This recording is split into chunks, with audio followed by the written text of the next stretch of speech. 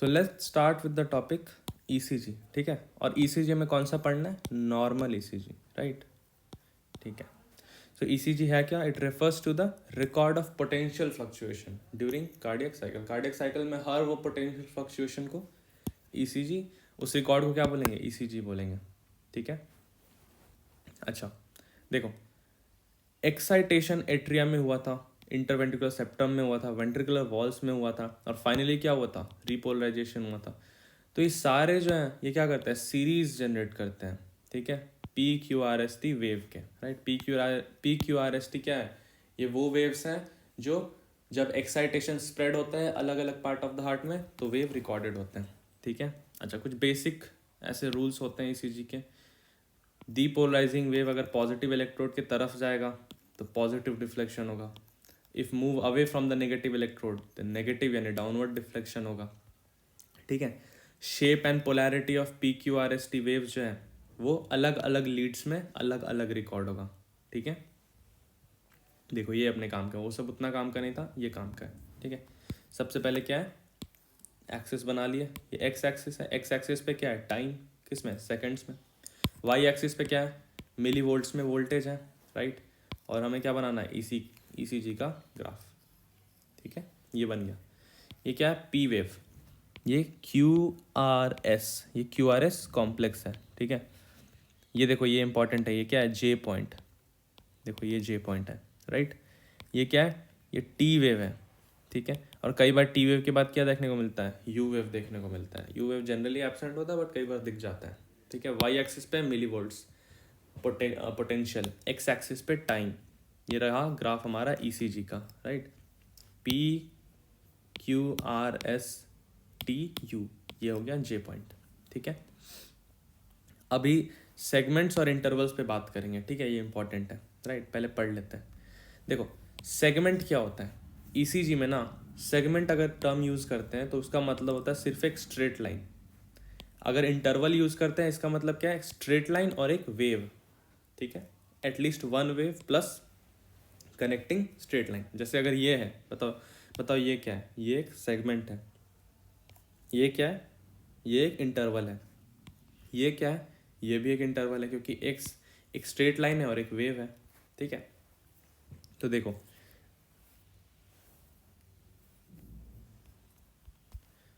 चलो बताओ ये क्या है? देखो ये एक स्ट्रेट लाइन है तो ये क्या हो गया? सेगमेंट हो गया। ये क्या है? सेगमेंट। ये पूरा क्या है? इंटरवल, राइट, ठीक है। अब देखते हैं ईसीजी में जो पेपर मूव करता है ना, ECG paper has 5 mm squares. और 5 mm स्क्वायर्स में क्या होते हैं? 5 1 mm स्क्वायर्स होते हैं। ये क्या हो गया? ये 5 mm हो गया, और 1 2 3 4 5, ये देखो ये 5 mm स्क्वायर है। और उस 5 mm स्क्वायर में भी क्या है? उस 5 mm स्क्वायर के अंदर भी 1 mm का स्क्वायर है, ठीक है। अच्छा, ईसीजी का पेपर जो है वो 25 mm पर सेकंड के स्पीड से मूव करता है। हॉरिजॉन्टल एक्सिस पे क्या दिखाया था हमने? टाइम दिखाया था। और जो ईच mm है ना वो रेफर करता है 0.04 सेकेंड्स को। और वाई एक्सिस पे क्या दिखाया था? पोटेंशियल दिखाया था। और वहाँ पर जो ईच mm है वो 0.1 मिली वोल्ट को शो करता है, ठीक है। देखो वाई एक्सिस पे क्या था? पोटेंशियल। वहाँ पे 1 mm is equal to 0.1 millivolt. X axis में टाइम था, वहाँ पे 1 mm is equal to 0.04 seconds. ये मतलब था इस लाइन का, राइट। और ईसीजी पेपर 25 mm पर सेकेंड के स्पीड से मूव करता है, राइट। अब देखते हैं वेव्स ऑफ ईसीजी पे, ठीक है। वेव्स ऑफ ईसीजी पे आते हैं। हर वेव के बारे में थोड़ा थोड़ा डिटेल पढ़ेंगे, राइट। पी वेव पे देखते हैं, ठीक है। पी वेव क्या होता है? पॉजिटिव था, अपराइट था, ठीक है, राउंडेड था। नॉर्मल ड्यूरेशन क्या होता है? 0.1 सेकेंड, ये याद रखना, ठीक है। कब प्रोड्यूस होता है? तो definitely depolarization of atrial musculature, इस समय प्रोड्यूस होता है, ठीक है। और क्या इंपॉर्टेंट है? अब क्यूआरएस पे देखते हैं। ये सब उतना इंपॉर्टेंट नहीं है ऐसे। क्यूआरएस कॉम्प्लेक्स क्या होता है? वेंट्रिकुलर डीपोलराइजेशन को रिप्रेजेंट करता है, ठीक है। अच्छा, क्यूआरएस कॉम्प्लेक्स अगर प्रोलॉन्ग हो गया तो क्या इंडिकेट करेगा? बंडल ब्रांच ब्लॉक, ठीक है। ये क्लिनिकल वाले एस्पेक्ट्स हैं। अगर क्यू वेव डीप हो गया तो ये इंपॉर्टेंट साइन है एमआई का। देखो ठीक है, यहाँ पे देखते हैं ये वाला, ये देखो ये क्यू वेव अगर डीप हो गया तो क्या इंडिकेट करेगा, मायोकार्डियल इन्फार्क्शन, राइट। ये चीज़ें देखो, deep Q wave important sign of MI, tall R wave seen in ventricular hypertrophy, ठीक है। ये रहा आर वेव, अगर आर वेव क्या है, टॉल है, इसका मतलब क्या, वेंट्रिकल हाइपरट्रॉफी हो गया। हाइपरट्रॉफी मतलब साइज इंक्रीज हो जाना, वेंट्रिकल्स की साइज इंक्रीज हो जाएगी तो फोर्स ऑफ कंट्रैक्शन क्या हो जाएगा, बढ़ जाएगा। तो वही है, tall R wave is seen in ventricular hypertrophy. T wave पे आते हैं, टी वेव क्या इंडिकेट करता है, वेंट्रिकुलर रिपोलराइजेशन को। अच्छा, टी वेव अगर इन्वर्टेड हो गया तो again it is important sign of M I. Q wave deep हो जाना एम आई का, टी वेव इन्वर्टेड हो जाना again M I. Most important line, tall and peak T wave occurs in hyperkalemia, ये याद रखना, हाइपर, ठीक है। टी वेव अगर टॉल हो गया एंड पीक्ड हो गया, ठीक है, तो किस में होगा ये, हाइपर कैलेमिया। हाइपर कैलेमिया मतलब पोटेशियम का एक्सेस हो जाना ब्लड में, प्लाज्मा पोटेशियम लेवल बढ़ जाना, ठीक है। तो ये हो गया टी वेव। यू वेव देखो रेयरली सीन होता है, नॉर्मली ऐसे नहीं दिखता, occurs due to slow repolarization of the papillary muscles, ठीक है। तो ये हमने क्या देखा, waves of ECG, P wave, QRS complex, T wave, U wave, ठीक है। और एक एक दो क्लिनिकल एस्पेक्ट्स देख ली, ठीक है। पी वेव भी देख ही लेते हैं। In mitral stenosis left atrium is hypertrophied. Mitral valve किस साइड होता है, लेफ्ट साइड होता है। तो मिट्रल वाल्व में क्या, अगर उस मिट्रल वाल्व जाम हो गया तो डेफिनेटली लेफ्ट एट्रियम को क्या ज़्यादा पंप करना पड़ेगा, ज़्यादा प्रेशर लगाना पड़ेगा, फोर्स लगाना पड़ेगा, इसलिए लेफ्ट एट्रियम क्या हो गया, हाइपरट्रॉफी हो गया। तो पी वेव अगर लार्जर या प्रोलॉन्ग्ड है, इसका मतलब क्या है, एट्रियम हाइपरट्रॉफिड है, ठीक है। अगर ट्राइकस्पिड स्टेनोसिस हो गया तो राइट साइड वाला एट्रियम जो है वो हाइपरट्रॉफिड हो गया, ठीक है। तो ये हो गया। नोट में देखो क्या है, atrial repolarization coincides with ventricular depolarization, so it is merged with QRS complex, ठीक है। अभी देखो यहाँ पे देखो ECG में P वेव क्या था, एट्रियल डिपोलराइजेशन, ये QRS कॉम्प्लेक्स क्या था, वेंट्रिकुलर डिपोलराइजेशन, और ये T वेव क्या है, वेंट्रिकुलर रिपोलराइजेशन। तो सोचो एट्रियल रिपोलराइजेशन कब होगा, यहाँ एट्रियल डिपोलराइजेशन था, तो एट्रियल रिपोलराइजेशन कब था, वो इसके साथ था, जब वेंट्रिकल डिपोलराइज हो रहा होगा तो एट्रिया रिपोलराइज हो रहा होगा, राइट।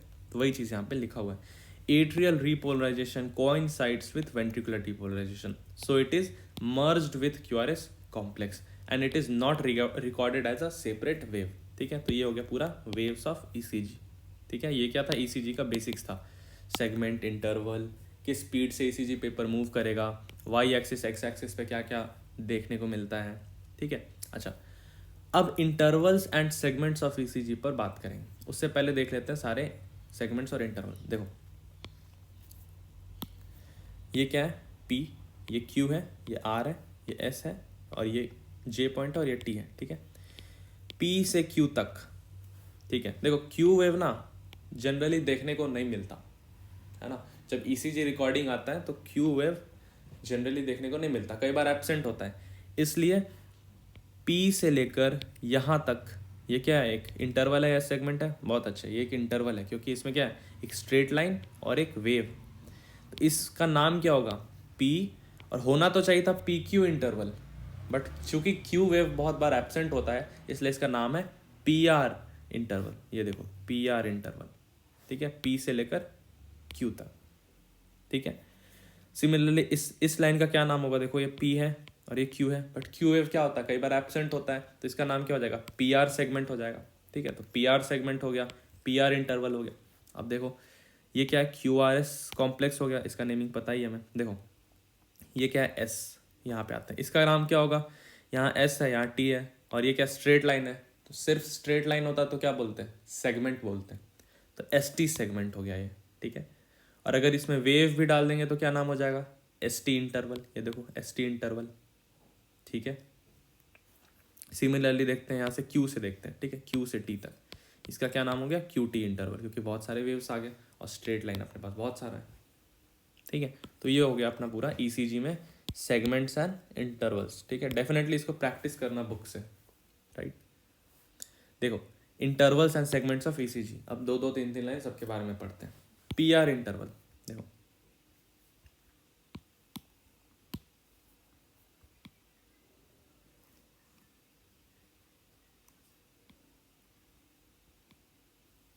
ठीक है, P Q R S T, ठीक है। पीआर इंटरवल कहाँ से कहाँ तक था, ये रहा पीआर इंटरवल, क्यू था ना यहाँ तक, ठीक है, ये हो गया अपना पीआर इंटरवल, ठीक है।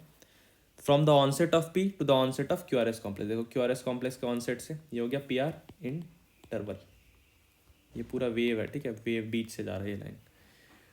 Actually it is P Q interval but Q wave is often absent, ये हमने डिस्कस कर लिया। अच्छा, prolonged P R interval indicates A V conduction block, ये याद रखना, ठीक है।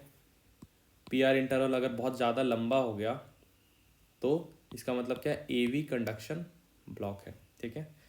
It's duration increase with increase heart rate, तो पी आर इंटरवल जो है वो प्रोलॉन्ग्ड हो जाएगा, कब कब प्रोलॉन्ग्ड हो जाएगा, if heart rate is increased and there is A V conduction block, ठीक है। तो इन केसेस में intervals and segment of ECG में पीआर इंटरवल का सिग्निफिकेंस देखा। जे पॉइंट वेरी इंपॉर्टेंट, ये आता है, ठीक है। जे पॉइंट देखो, at the end of Q R S complex, ये होता है जे पॉइंट यहाँ पे, ठीक है, ये है J point, right. No current is flowing around the heart, J point क्या है, जे पॉइंट को दूसरा नाम है, जे पॉइंट का दूसरा नाम है आइसो इलेक्ट्रिक पॉइंट, ठीक है। आइसो इलेक्ट्रिक पॉइंट क्यों बोला, क्योंकि कोई भी electrical activity, net electrical activity नहीं होती, ठीक है। J point is called iso electric point. No current is flowing around the heart, ठीक है। Important in assessing S T segment elevation और एस टी सेगमेंट डिप्रेशन, ठीक है। तो J point is a iso electric point, J point में no current is flowing around the heart, important for assessing S T segment. S T segment जरा देखना यहाँ पे, ये क्या एस है और ये क्या टी है और ये क्या हो गया, एस टी सेगमेंट हो गया, राइट। तो एस टी सेगमेंट एलिवेशन या फिर डिप्रेशन, ठीक है, ये चीज़ हो गया, ठीक है। अब एस टी सेगमेंट देखो एलिवेटेड कहाँ होता है, एम आई में होता है, ये देखो S T segment, S T segment iso electric period between Q R S and T wave elevated in the patients of M I. तो जे पॉइंट इनडायरेक्टली किस में मदद कर रहा, एम आई फाइंड आउट करने में, राइट। क्यू टी इंटरवल क्या होता है, तो बस क्यू टी इंटरवल देखो एकदम लंबा वाला यहाँ से लेकर यहाँ तक, इसमें क्या क्या आ जाएगा, डीपोलराइजेशन भी आएगा और रिपोलराइजेशन भी आएगा, तो रिप्रेजेंट्स डीपोलराइजेशन एंड रिपोलराइजेशन। तो ये हो गया पूरा intervals and segments of ECG, ठीक है। तो नॉर्मल ईसीजी यहाँ पे खत्म होता है। एक बार इसको ना देखो, बुक में ना ईसीजी बहुत लेंदी दिया हुआ है, राइट, तो उतना ही पढ़ना है जितना एग्जाम में आएगा। तो बस ये ईसीजी यहाँ पे ऑलमोस्ट खत्म होता है।